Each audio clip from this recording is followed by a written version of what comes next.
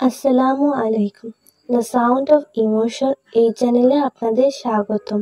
গল্প প্রণয়ের প্রথম পুরুষ, পর্ব 1। সাইকো, ডার্ক রোমান্টিক এবং থ্রিলার। ছোট আম্মু, তোমার মেয়েকে আমার সাথে বিয়ে দিবে? বড় হলে তোমার মেয়েকে আমি বিয়ে করব। সদ্য জন্ম নেওয়া বাচ্চাটিকে কোলে নিয়ে কথাটা বলে এক ছোট ছেলে। 7 বছরের এক ছেলের মুখে এমন কথা শুনে চমকায় বাড়ির সকলে। ছোট একটা ছেলে হঠাৎ এমন কথা বলতে পারে, এটা কেউ কল্পনাও করতে পারে না। ছোট চাচুর মেয়ে হয়েছে শুনে ছেলেটিও মায়ের সাথে তাকে দেখতে আসে। দেখতে এসে সে কোলে নিয়ে কিছু সময় তার ভ্রুজোড়া কুঁচকে বাচ্চা মেয়েটির হাস্যোজ্জ্বল মুখে তাকিয়ে থাকে। তারপর হঠাৎ করে বিস্ফোরণের মতন বিয়ের কথাটা বলে সে। ছেলেটির এই কথায় হেসে তার চাচি আম্মু বলে, তোমার কি বাবুকে খুব পছন্দ হয়েছে? ছেলেটি হেসে উত্তর দিল, খুব। কি সুন্দর ওর চোখ, ঠোঁট, হাসি।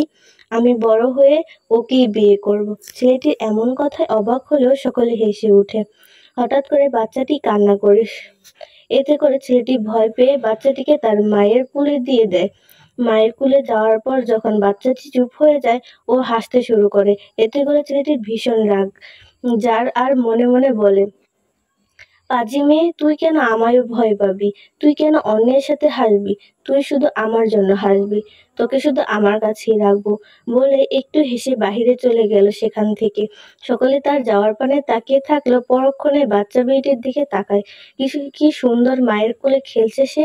অন্ধকার করে হঠাৎ কারো ডাকে পুরো স্মৃতি থেকে বের হয়ে আসে যুবকটি। পাশ থেকে ভয়ে ভয়ে এগিয়ে আসে অন্য আরেকটি যুবক, যার নাম Ayaan Sikdar. Bro, the work is done, he is finished. আয়ানের কথায় ঠোঁটের কোণে এক বাঁকা হাসি ফুটে ওঠে যুবকটির। আয়ানকে ইশারা করতে সে চলে গেছে, আবার ফিরে আসে। আজকে এইচএসসি রেজাল্ট, তুই কি তার রেজাল্ট দেখবি? যুবকটি কিছু একটা ভাবে, আবারও একটু হাসলো। তারপর ইশারা করতে আয়ান ছেলেটি চলে গেল।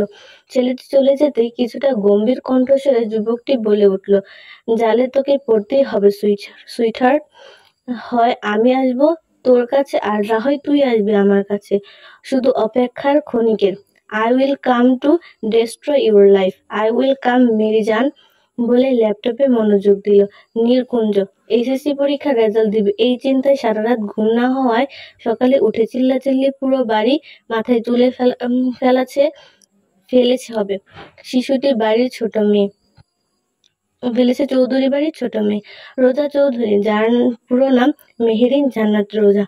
চৌধুরী বাড়ির কর্তা রায়হান চৌধুরী ও তার স্ত্রী রওশনা চৌধুরীর 2 পুত্র, রেজওয়ান চৌধুরী, রাহাত চৌধুরী।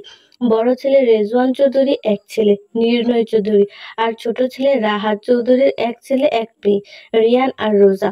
রেজওয়ান চৌধুরী ভালোবেসে বিয়ে করেছিলেন নওরিন চৌধুরীকে, তবে প্রথম স্ত্রী মারা যাওয়ার পরে আবার বিয়ে করেন নাজমা চৌধুরীকে। তার ঘরেও এক মেয়ের নাম রিধিমা। সে রোজার থেকে 4 বছরের বড়। ছোট ছেলে রাহাত চৌধুরী বাবার পছন্দে তার খালাতো বোন রত্না চৌধুরীকে বিয়ে করেন। সকাল সকাল উঠে গরুর মতন চিল্লাচিল্লি করিস কেন শুনি? আর আজকে এত সকালে উঠেছিস কি যে? বলে রোজাকে বকতে বকতে সিঁড়ি দিয়ে নামছিল রোজার মা। রোজার মায়ের বকা শুনে বাচ্চার মতন ঠোঁট উল্টে বলতে শুরু করলো, তুমি কি আমাকে বকলে মাম্মা? বলে আবারও চিল্লাতে শুরু করলো, পাপা, ভাইয়া, বড় আব্বু, দাদু, দাদি, কোথায় তোমরা? এখনই নিচে আসো, মাম্মা আমাকে বকতেছে। বলে কান্না জুড়ে দিল। ওর কান্না শুনে প্রথমে রিয়ান ঘুম ঘুম চোখে দৌড়ে এসে বোনকে জড়িয়ে ধরলো। তারপর আদর মাখা সুরে বলে, কি হয়েছে সোনা পাখি, কাঁদিস কেন? বল ভাইয়াকে, কি হয়েছে? একটু পর বাড়িতে সবাই এক এক করে জড়ো হলো। রিধিমা এসে রোজাকে পানি এনে দিল। তারপর নরম সুরে বলল, কখন উঠে আসলি? তুই আমাকে ডাকিসনি কেন? রোজা কান্না জমানো মিশ্রিত কণ্ঠে বলল, আজকে আমার রেজাল্ট দিবে, তোমরা ভুলে গেছো? রেজওয়ান চৌধুরী এসে রোজার মাথায় হাত বুলিয়ে দিয়ে বলল, তা কি করে ভুলতে পারি? তাই তো আজ আমরা অফিস থেকে ছুটি নিয়েছি, বাসায় থাকবো সবাই। একটু পর রায়হান চৌধুরী আর রওশনা চৌধুরী আসলো। নাতনিকে কান্না করতে দেখে রত্না চৌধুরীকে বলল, সকাল সকাল মেয়েটাকে বকা শুরু করে দিয়েছো? বাচ্চা মেয়েটি, ও কি বুঝে কিছু?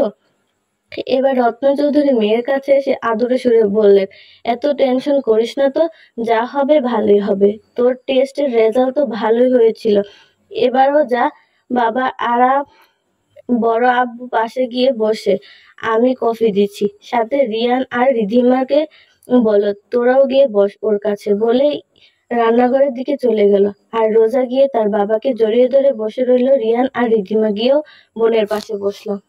বেলা 11টা, একসাথে বাড়ির সবাই বসে আছে। রোজা তো পুরাই কান্না কান্না অবস্থা, আর তাকে পাশ থেকে সান্ত্বনা দিচ্ছে রিধিমা। রিয়ান চুপচাপ বসে ল্যাপটপে কি যেন করছে। নাজমা চৌধুরী ঘরে যাওয়ার উদ্দেশ্যে রান্নাঘর থেকে বের হতেই খেয়াল করলেন রেজওয়ান চৌধুরী বারবার কাউকে ফোন করছেন। তিনি তার কাছে আসলেন। রেজওয়ান চৌধুরী একবার স্ত্রীর দিকে মুখ তুলে দেখে আবার ফোনের দিকে তাকালেন। সে একই নাম্বারে আবার কল করলেন। এবারও বেজে বেজে কেটে গেল। রেজওয়ান চৌধুরী এবার স্ত্রীর পানে চেয়ে করুণ সুরে বলল, আমার ছেলেটাকে কি আর পাবো না নাজমা? কোথায় সে? সে কি আর ফিরবে না? নাজমা এবার কান্না মিশ্রিত কণ্ঠে বললেন, আপনি ভেঙে পড়বেন না, সে ঠিক ফিরবে। তাকে ফিরতেই হবে নির্কুঞ্জে। আমি মা ডাক শুনতে চাই তার মুখে। তাকে ফিরতে হবে। এর মাঝে রিয়ান বলে উঠল, বোন, কংগ্রাচুলেশন, তুই জিপিএ 5 পেয়েছিস। গল্পটি শেষ। দ্বিতীয় পর্বের জন্য আপনারা অপেক্ষা করবেন। ধন্যবাদ সবাইকে। আল্লাহ হাফিজ।